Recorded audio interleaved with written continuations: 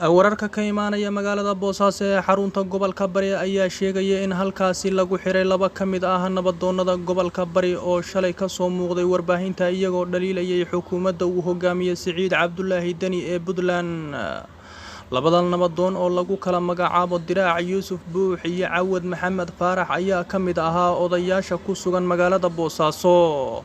oo shalay maamulka Puntland ku dhaliilay heshiis ay sheegeen in ay la galeen Imaaraadka Carabta. odayaashan ayaa sidoo kale sheegay in ay ka soo horjeedaan heshiiska shirkadda DDB World iyo garoonka diyaaradaha magaalada Boosaaso loogu wareejinayo shirkadda laga leeyahay ee dalka Imaaraadka Carabta sida ay hadalka u dhigeen.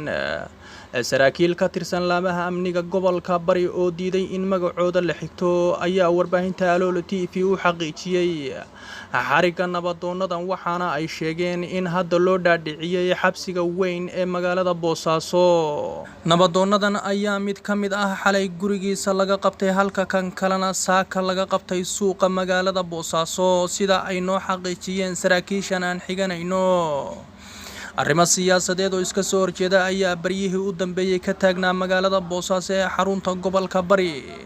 halkaas oo dadka ku dhaqan ay ka soo horjeedeen xukuumadda uu hogaamiyo Siciid Cabdullaahi Dani oo ay sheegeen in uu ku wareejinayo hantidii qaranka dowladda Imaaraadka Carabta oo faragelin xooggan ku haysa waa sida ay u dhigeen siyaasadda maamulka Puntland iyo Soomaaliyaba.